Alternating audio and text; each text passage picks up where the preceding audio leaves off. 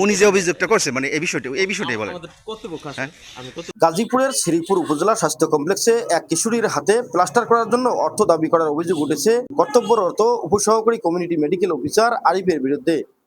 শুক্রবার সকাল 11টার দিকে উপজেলার বর্মি ইউনিয়নের লাকচতল এলাকার বাসিন্দা সিরাজুল ইসলাম আহত মেয়ে সুমাইয়াকে নিয়ে চিকিৎসার জন্য শ্রীপুর উপজেলা স্বাস্থ্য কমপ্লেক্সে যান।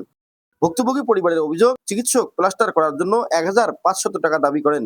সিরাজুল ইসলাম 1200 টাকা দিতে চাইলেও তা গ্রহণ করা হয়নি। পরে বাধ্য হয়ে তিনি একটি বেসরকারি হাসপাতালে গিয়ে 800 টাকায় মেয়ের হাতে প্লাস্টার করান।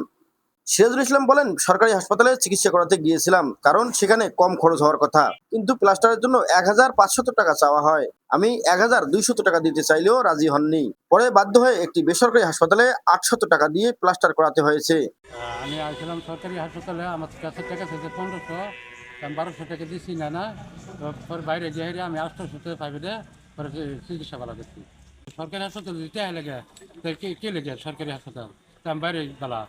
এ বিষয়ে শ্রীপুর উপজেলা স্বাস্থ্য ও পরিবার পরিকল্পনা কর্মকর্তা ডাক্তার শফিকুল ইসলাম বলেন, অবস্থান স্পষ্ট, যদি এরকম সে কোনো টাকা দাবি করে থাকে, হ্যাঁ, এবং এরকম যদি কোনো প্রমাণ যদি আমরা পাই, আমি সরাসরি তদন্ত করব।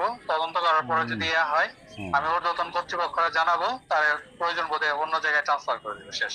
উনি যে অভিযোগটা করছে মানে এই বিষয়টাই বলেন। না টাকাটা তো আপনি চাইছেন না, হ্যাঁ, উনি তো বলতেছে, মেয়েও তো বলতেছে। ভাই ভাই কথা বলেন।